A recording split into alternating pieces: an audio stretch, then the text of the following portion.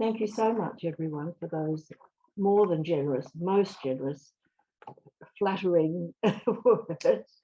But I'm very moved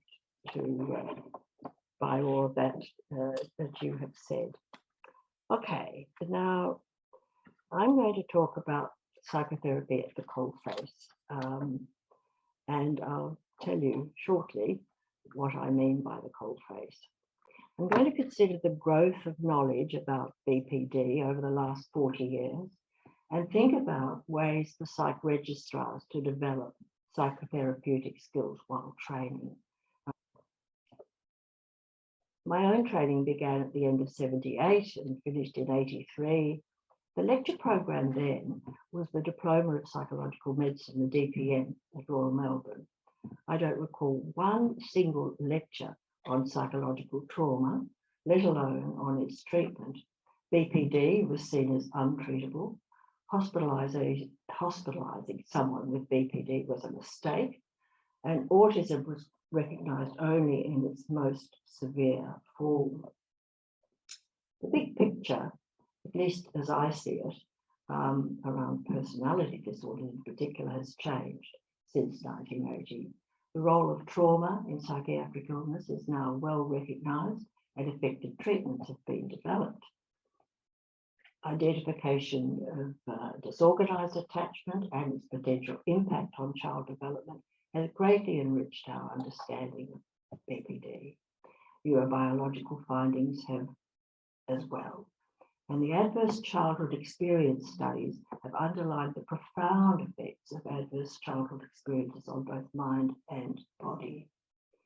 Epigenetic effects of ACEs have been identified. Complex PTSD is now recognized and its criteria listed in ICD-11. That has been a major thing to at last have those criteria named. Intensive early intervention for autism spectrum disorder has been validated as effective in randomized controlled trials. But stigma around BPD remains high.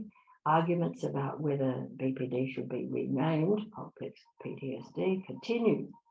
The importance of phased treatment for trauma-related symptoms I don't think has been nearly well enough recognized. People march in and start to process trauma memories before the patient has been able to emotionally regulate themselves to deal with such trauma memories and accordingly become re-traumatized. High comorbidity in psychiatric disorders continues to raise questions about categorical diagnosis. So why on earth have I referred to the public sector, to coalface rather? Obviously, I'm referring to the public sector. Registrars in psychiatry train in the public sector, where the most complex patients are seen. They can have the opportunity there to learn the fundamentals of psychotherapy. The current awareness of BPD captures many of our developments in our understanding of minds.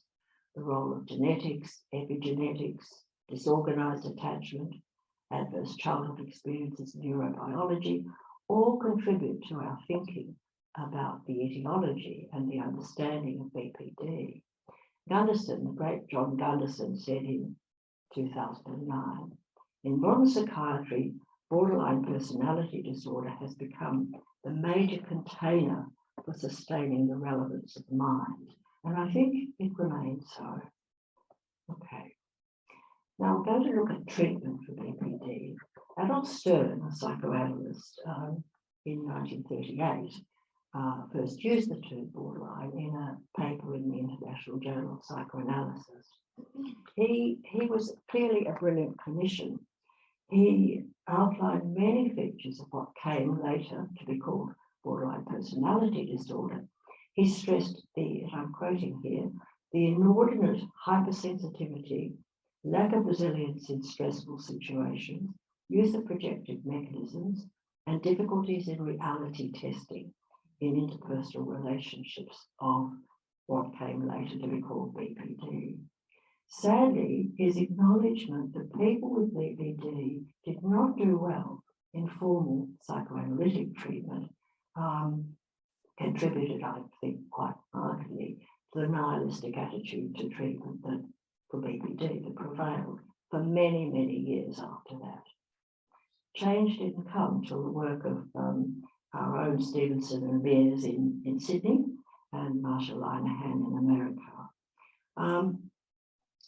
It's fascinating, really, that it was in the early 90s that they both almost simultaneously published papers showing that good treatment for BPD and effective treatment for BPD could be given. Mears, of course, in his conversational model, Linehan in CBT, as it was then, she went on to develop dialectical behaviour therapy. As you see from the enormous number of acronyms up there, there's now 8 or very well validated, empirically validated treatments as effective. The one that appealed to me, as I think Safia has said, was mentalisation-based treatment. Peter Fonagy and Target in the late 80s first recognised that disorganised attachment in early life leads to difficulty reflecting on the mind itself or others when stressed. This, of course, greatly deepened our understanding of BPD. Fonagy and Bateman, of course, went on to develop mentalisation-based treatment after that in the mid-90s. Why did that resonate with me? I think it resonated because it made sense of some of the difficulties I'd encountered when treating patients. The sudden can be very abrupt, loss of prefrontal functioning, loss of ability to think, let alone reflect on minds, that can happen when people with BPD are severely stressed. I think, that each one of us, will be attracted to forms of therapy, modalities, if we like, that resonate for us. And that occurs, in my experience, when the explanatory theories make sense to us, and the techniques involved do not jar. We will have our proclivities, I guess, and when we have access to supervision that can support us as we encounter problems, as we inevitably will, with treating people with BPD. Now, Fonagy and Bateman, very importantly, in my view, recognise that the ability to reflect on minds, mentalisation, is not inborn. It only develops in connection with another who is capable of mentalising, and that other, or others, are the principal caregivers in infancy, of course. They begin the capacity to mentalise or fail to begin that capacity. Some families, there's no such thing as reflecting on minds, really, as we all know. And sometimes Fonagy and Bateman suggest that children who are being treated with neglect, emotional neglect, or worse still, although that's not true, it's not worse still. I think emotional neglect and maternal withdrawal are now known to be actually much more pathogenic even than frank abuse. Fascinating finding. So I think that was a huge piece of recognition for me. Okay, but the 1990s saw competition between that alphabet soup of various modalities of treatment. They all wanted first prize, but research showed that they were roughly equally effective. And of course, as the Duchess in Alice in Wonderland said, all have won and all must have prizes. And so that was the end of that one. And then in the 2000s, common factors treatment was shown to be effective. And randomized controlled trials showed that therapy using the factors common to all those specifically developed treatments was as effective in most cases. Several were developed, structured clinical management by Bateman's team in London, good psychiatric management by Gutterson's team in America, good clinical care by Andrew Channon's team here, and supportive therapy with including the common factors. So that was terribly important because, as Sadia has mentioned, common factors treatment does not require long-term, expensive psychotherapy training. It requires the knowledge of what those common factors are and the willingness to apply them. The list is there, it's very well known, there's nothing mysterious about it, except I would say that the importance of the structure for the treatment and the clear goals and the discussion with the person about what are their goals and difficulties and a collaborative agreement on how we're going to meet them. And then all the respectful, empathic, collaborative stances, the validation of distress, the fact that the therapist is active and interested and not a silent figure sitting in the corner, whether asleep or not is sometimes mysterious if you're on the couch. I used to wonder about my analysts, anyway. And the focus is on the person's mind and not on their behavior, and so on and so on. Now, I mentioned the repair of disjunctions that occur in the course of treatment. By disjunctions, I mean misunderstanding.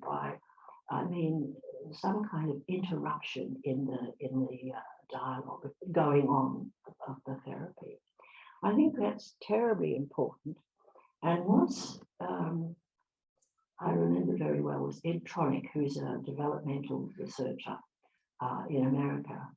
He did a study of mothers and infants, and what he showed was this, that every mother in his study had empathic lapses with their baby. But empathic lapses are inevitable. We all know that if we're mothers, and some fathers will know it very well as well. And what he showed was that it was not the empathic lapses that made a difference to whether that baby developed secure attachment or not. What mattered was the mother's recognition that she had made a lapse in empathy and her endeavour to repair it. Now, I think that is what we do in therapy when we say, did I say something just then that upset you? When there's a sort of an interruption or the patient usually doesn't abruptly change the subject, they may just withdraw, they may just seem not quite there in a way as they did before. It's our task then to say, did I say that? What happened just then? Did I say something that upset you? And endeavour actively to repair whatever happened, if indeed the patient acknowledges. Hopefully they will acknowledge that you said something that upset them. You will have noticed that many of those ingredients listed on the previous slide for the common factors treatment are those required for secure attachment. Attachment patterns are insecure, preoccupied, and disorganized in over 90% of people with BPD.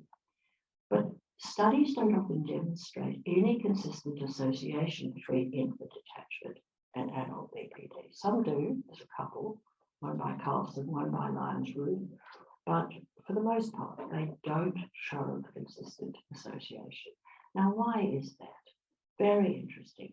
Is it because events occur that prevent the continuation of the developmental cascade towards BPD I'm just about to show, which Lyons-Ruth has published just last year?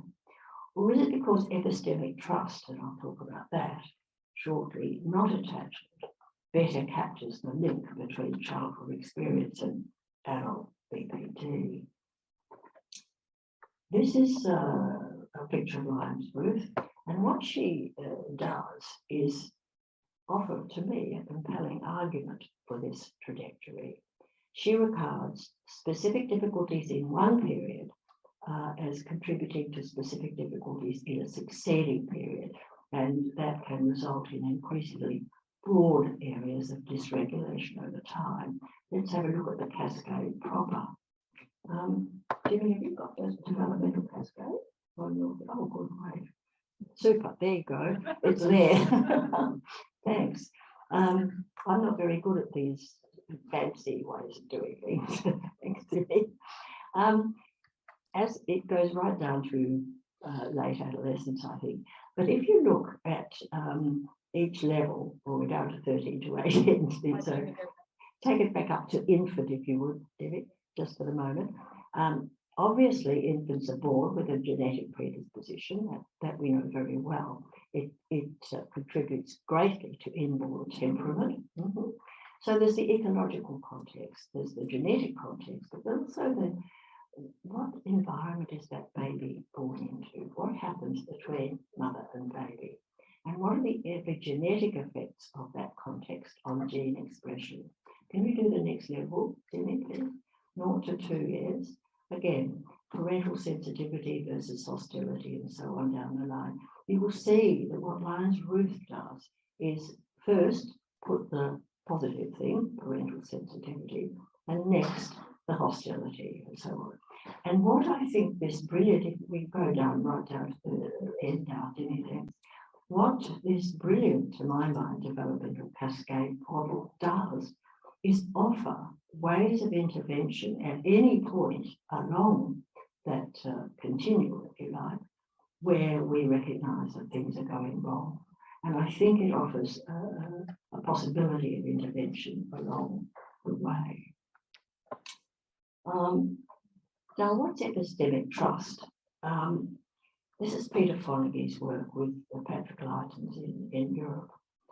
Fonagy has suggested that developing secure attachment and the capacity for mentalization may not be the change factor in therapy, which he has thought for many years was the change factor. He now suggests that the development of epistemic trust is the required ingredient of change. And that can be defined as trust in the authenticity and the personal relevance of interpersonally transmitted knowledge. It enables, as I've said there, social learning in our changing world from which people can benefit. Now, the importance of this is that we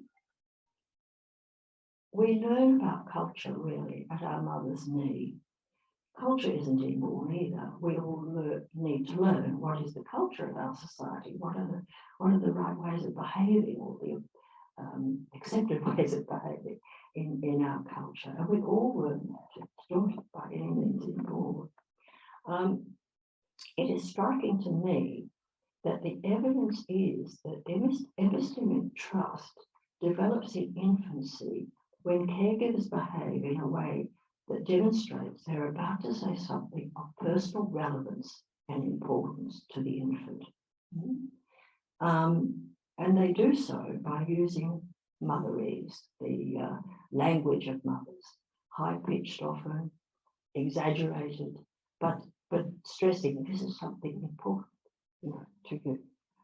And these are, of course, precisely the ways in which secure attachment develops. Motherese, mother representing something of importance to the child. Now, Fonagy offers evidence, really, that infants preferentially attend to epistemic messages and learn from them if they are open to do so.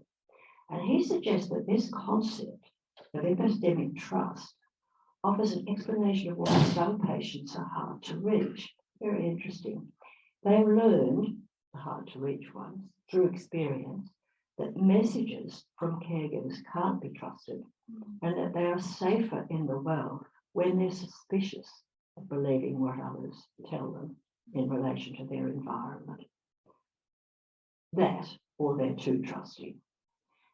In such patients, the reawakening of epistemic trust is not going to be easy because they've learned from pretty hard experience that using their time-honoured means of mistrusting is a way of protecting themselves from being misled by information. Information they've learned to doubt in a routine sort of way. Now, I don't know if that theory is right. I think it's very interesting.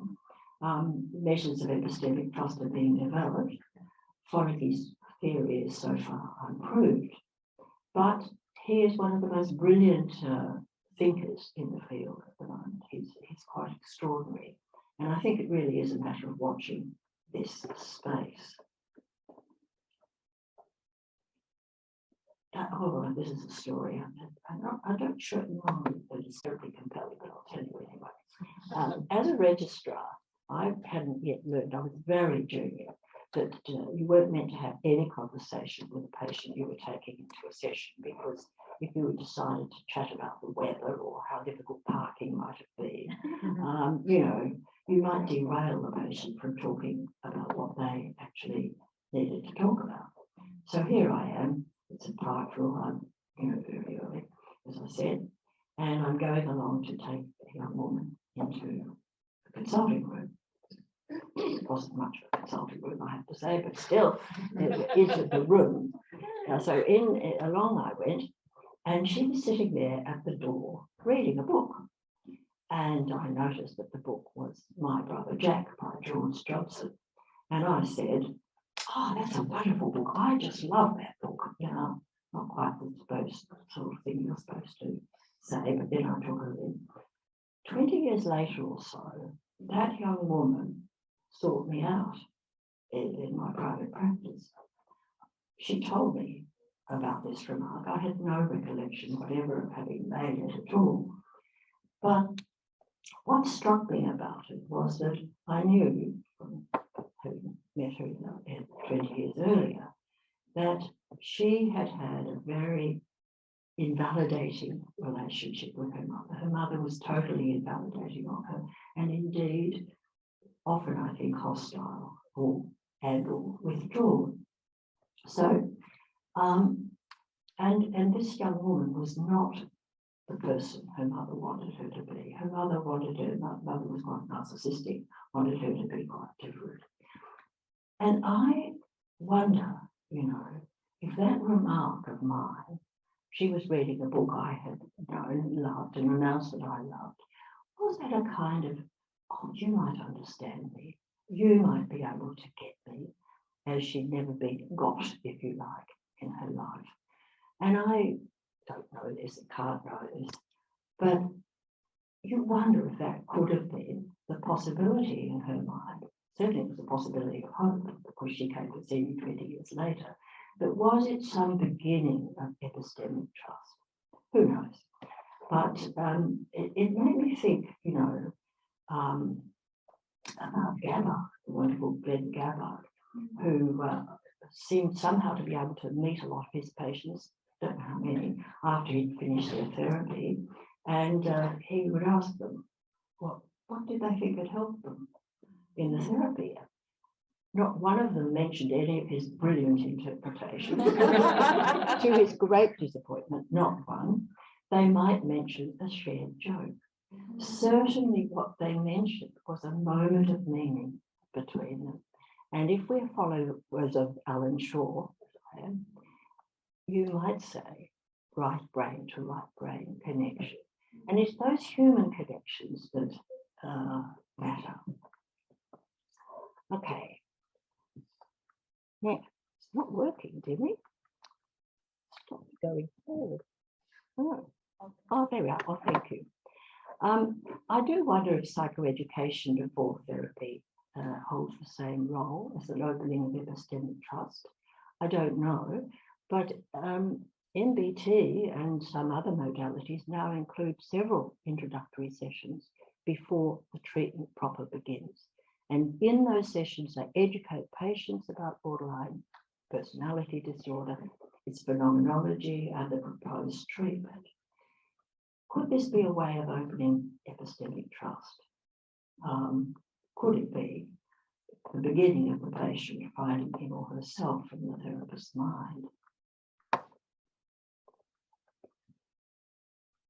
Looking at the neurobiology, there is dysfunction in emotional regulation networks in the brains of people with BPD, as we all well know. It's long been known that the amygdala in people with BPD are smaller in size in the adults than in the normal population, and hyperreactive in stressful interpersonal situations, while volume reductions in the prefrontal cortex can impair down-regulation of the amygdala. Now, it's terribly hard and not yet able to be done to tease apart those effects from actual BPD from the effects of childhood trauma or abuse.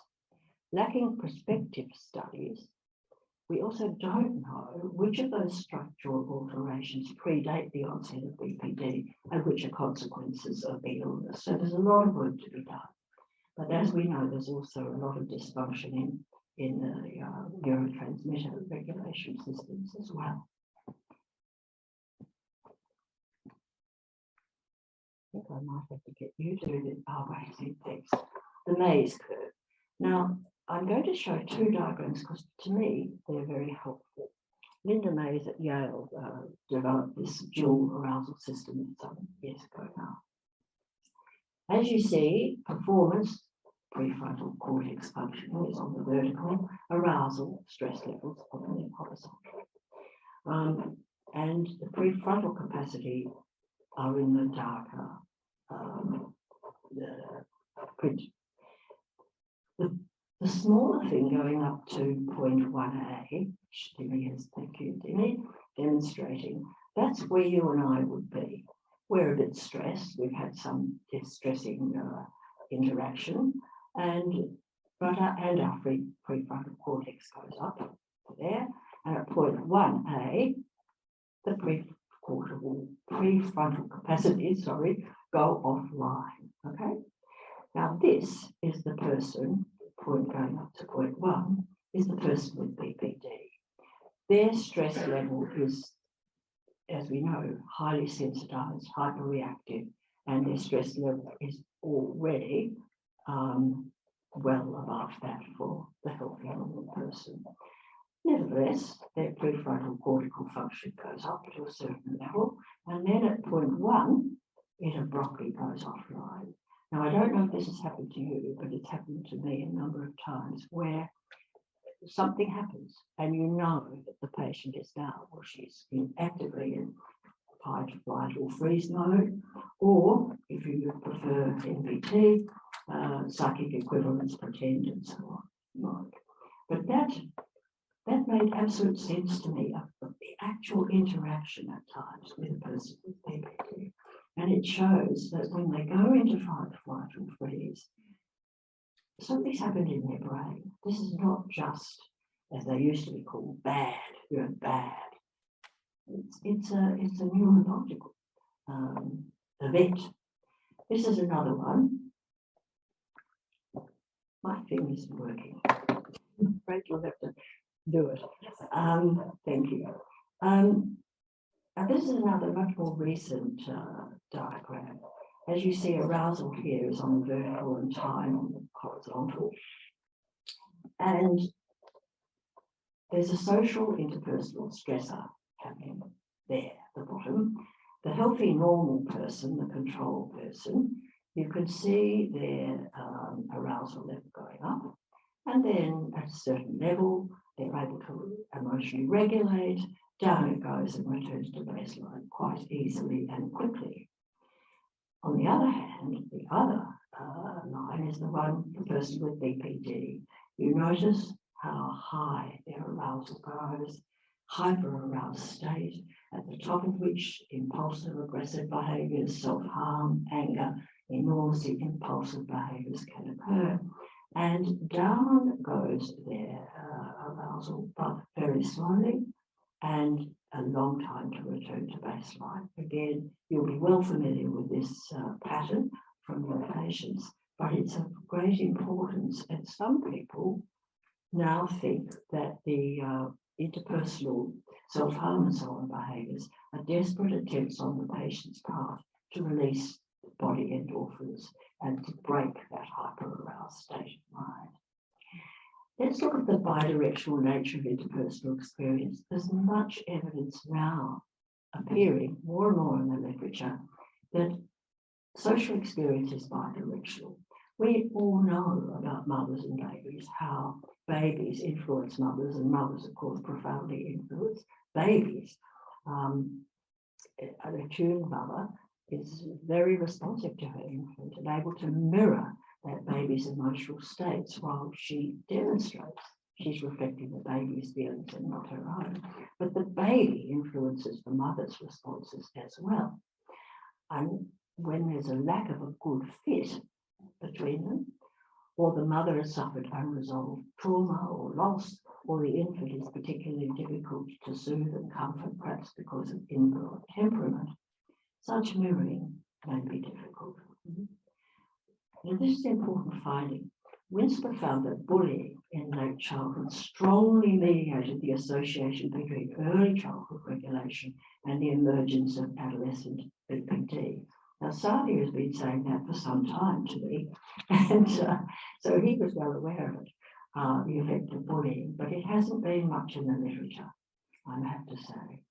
And a group, including Curry et al., have recently shown, this is terribly important, the bidirectionality of responses between young adults with BPD and their mothers in a study that observed the attachment-related interactions between them when discussing a conflictual issue. And what happened was that the young adult could become a bit bullying. They went into controlling mode, controlling, rejecting to mother, controlling, critical to mother. But what she showed, those authors showed, is that the mothers reciprocated in kind. So it's bidirectional. And I think we need to consider doing much more work with, not just with mother infants, which is essential, but mother and child, mother and young adult, or father and young adult for that matter. All right. Thanks, Stevie. Good news, as I show in this slide, there's a lot of changes that are possible through psychotherapy, including changes in brain development, changes in the epigenetics going on, changes in reflective function, and importantly, brain structure. For example, the grey matter in the prefrontal cortex can be enlarged, and thus emotional regulation improve and mentalizing. Thanks, Stevie.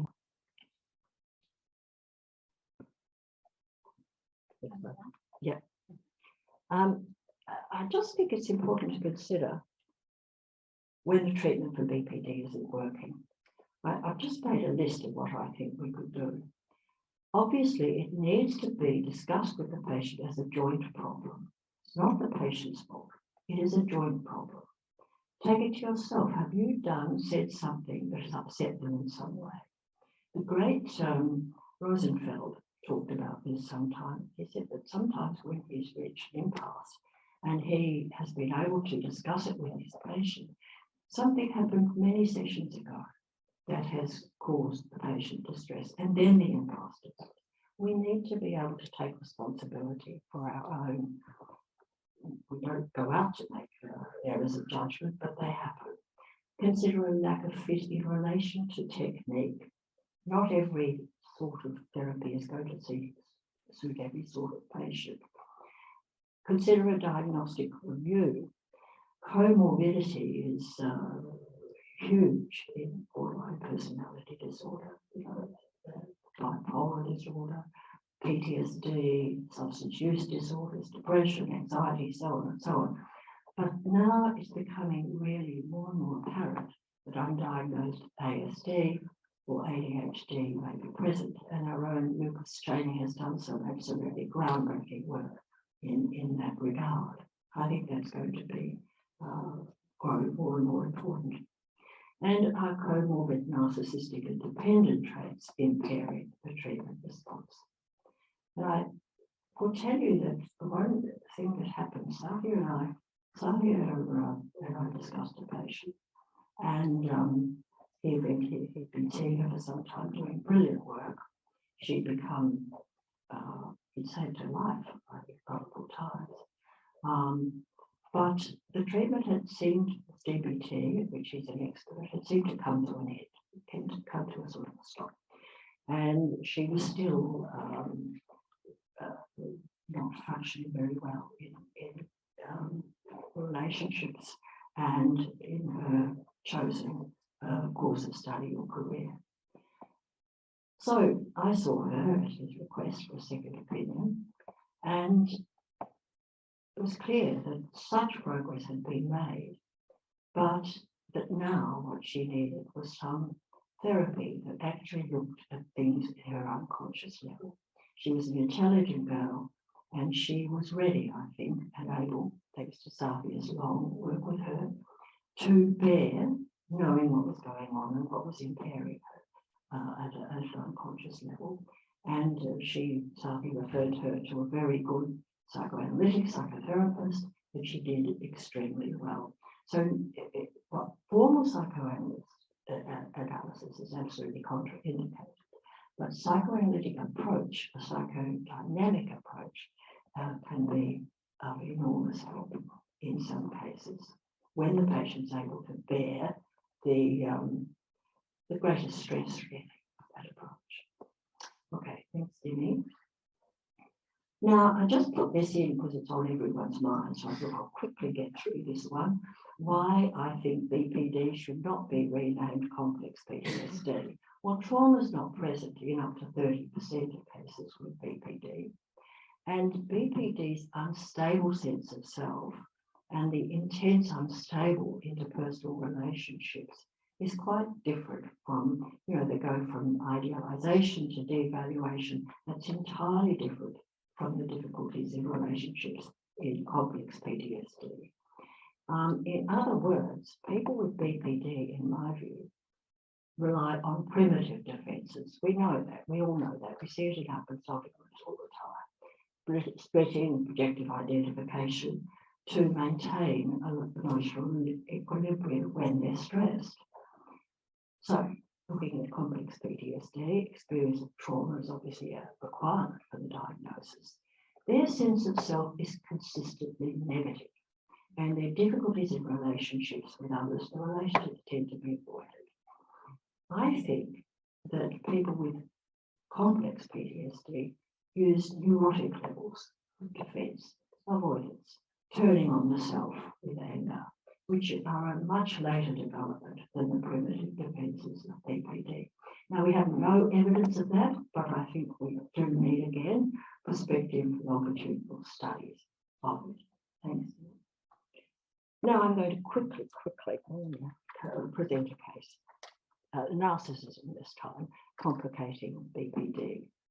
Freya, 28, single, legal assistant, skilled basketball player, trained hard, wanted to excel. She was admitted to hospital after a motor vehicle accident with injuries to her pelvis, biting. The surgeons thought the surgery was very successful. Money they often do, but in this case, it seemed to be okay, and a good recovery was expected. Next one, please. She didn't improve. She complained enormously of pain, increasing weakness in her right leg, for which no medical explanation could be found. She worked much too hard at physio, refusing advice about not overdoing it, complained all the time about the nursing care, the pain management, and she really was very skilled at getting her complaints up the food chain. Then she began cutting her thighs, and when disappointed by the staff responses to her request for pain medication, she began putting a cord around her neck. Now, the staff in the surgical ward were understandably scared stiff, and they didn't know what to do. So they called in the psychiatrist. The psychiatrist noted that Freya had apparently functioned well before the accident. She denied any history of emotional difficulties. She did say that her mother was emotionally distant and unavailable, but her childhood was said to be fine. Notice that's a typical avoided attachment response. She'd been sexually abused by a neighbour at 10. She behaved in an extremely demeaning manner toward the psychiatrist. How dare he think she needed to see a shrink? And she agreed she trained hard, and she relished her capacity to persist in spite of pain and exhaustion. Now, the problem, she said, was just that her physical pain was not being properly treated. Now, the psychiatrist, his emerging understanding was that she'd maintained a superior sense of self until the accident, using narcissistic defenses, excessive efforts in order to excel at everything she did, leading to a sense of triumph over pain, fatigue. These, of course, had kept an underlying vulnerable self hidden until the accident. Now they were failing to sustain her, but she still employed them in the circumstances. Importantly, he asked the treating staff about their feelings. They reported feeling intimidated, de-skilled, incompetent, overwhelmed. You notice the projection into the treating staff of Freya's denied feelings. They dreaded being her contact nurse. Most felt angry and resentful, rejecting, but some defended against those feelings and tried ever harder to be supportive and empathic, but still Freya was never satisfied. Thanks, Steve. Now, what are her defences? Omnipotence about emotional pain and vulnerability and need, controllingness, of course, devaluation of others, that keeps her superior, and splitting off emotional vulnerability from self and projecting it into others. It was apparent, really, that a pathological, grandiose self that reviled vulnerability was present. A diagnosis of narcissistic personality disorder with prominent borderline traits was made, and Freya was transferred to psychiatry. Conflict arose immediately between the psychiatric staff, what to do about her increasingly problematic and threatening death, suicidal behaviour. Some wanted cords removed because she had tried to strangle herself. Others wanted Freya to be given responsibility for keeping herself alive. Treatment plans were made, repeatedly overridden. Someone else would come in at the weekend or overnight and change the treatment plan. It's exactly what should never happen. And Freya's complaints now went up to the hospital executive, and the staff were, in the psychiatric ward, very concerned. So, in my view, what's needed now is identification of a leader for her treatment team, a thorough case review, development of a safety plan and overall treatment plan. If she won't cooperate with the treatment plan, develop it and review it with her later, telling her you will do so, being open to acceptable adjustments. You must have clear boundaries, roles, responsibilities for every member of the team, and ensure regular meetings for the team with open discussion of counter-transferences to help prevent enactments.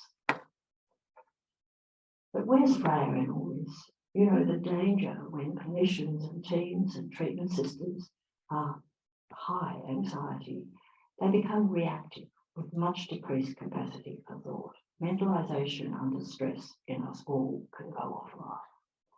Awareness of the denied but terrible emotional pain behind the patient's behaviour gets lost, and enactment of negative counter-transferences, always carefully denied as a cause independent responses, become more likely. People with severe BPD and NPD really have experienced childhood trauma, emotional deprivation, neglect, withdrawal, criticism of emotional needs, and or hostility to their emotional needs from caregivers. The pathology represents the outcome of the patient's endeavours to defend themselves against unbearable emotional pain. The internal world of these patients is obviously really a very sad affair. The internal objects in the case marked by hostility, indifference, cruelty, neglect, intrusiveness, role reversal. The child, of course, has quickly learned to deny emotional need and vulnerability and avoid depending on others. And by turning away from the needs, the child develops a sense of self as superior. And this, of course, gives a sense of power over emotional needs and is felt to be preferable to the alternative, unbearable vulnerability and shame. Thanks, Stephen. Thanks. So what about the registrars at this coalface? They have much to learn from such cases. Given consistent leadership and communication and an opportunity to reflect on the psychodynamics of the situation, they can really learn unforgettable lessons. Of course, sadly, registrars sometimes learn only of the chaos and deterioration of the patient's condition when such leadership and firm holding is not available. What else can a registrar learn? Recognition of the role of projective identification in causing intense feelings in the patients that threaten to be enacted. The critical importance of a holding environment for every patient, but particularly those with personality difficulties where fragmentation of personality is always a risk. The holding is provided by the treatment structure, clarity about roles and limits, and good leadership. Now, it's long been my opinion that every psychiatric inpatient unit and clinic requires access to a psychiatrist of psychodynamic orientation, able to reflect with the team on the clinical presentation of patients like Freya with severe personality disorders, in order to deepen understanding of the patient's mental state, increase empathy, of course, with the patient, and prevent harmful enactments, which are only too common with patients like this. The countertransferences in the treating team are of profound importance to that end, but the system dynamics also have to be considered. Anxiety in the wider system can absolutely derail the treatment unless communication is maintained so that the executive, even the executive, too, can hold the line. Thanks. Now, it isn't, but psychiatrists are the coalface. We see the most complex patients among those needing psychotherapy because, sadly, still, psychologists in the system, even the most experienced ones in private practice, don't have enough Medicare support. Up to 43% of psychiatric inpatients suffer from personality disorder, and up to 25% of psychiatric outpatients. Now, these are huge figures. I get them from the NHMRC guidelines to BPD. I think it's shocking to read them. Psychotherapy is required treatment for patients with personality disorder, but has been unavailable in public sector psychiatry in Victoria for many years. But, and I think this is the important point, the psychotherapeutic approach using common factors, ingredients, respect, interest, validation of distress, empathy, a focus on the mind, and repair of misunderstandings. We can do all that in every interaction with people with BPD in the public sector. Even, dare I say, in EDs where I think that can often be lost. Registrars would find that this approach increases the therapeutic alliance wherever the patient is seen. What is needed for psych training? I probably said it all in the previous bit, but developmental histories aren't much good anymore, in my experience, and I think that's a terrible loss.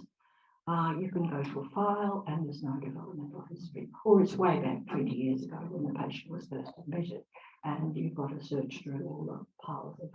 You can always tell a patient with BPD, the piles of are up there. Every patient needs a biopsychosocial formulation, and registrars need time and space for reflection with consultants and supervisors in every inpatient unit, clinic, and other training centre. Now, that won't happen in a service where the focus is on medication management and rapid discharge. Thanks, Bill. In my view, the treatment of people with BPD can be one of the most challenging but also rewarding experiences in psychiatry. The gains in knowledge and awareness of the importance of child development and the growth of minds is invaluable. Some of the gains in knowledge of our own minds and its strengths and weaknesses. We owe it to our patients that the next generation of psychiatrists receive better training in a psychotherapeutic approach than they do now at every public sector facility in Australia. Thank you.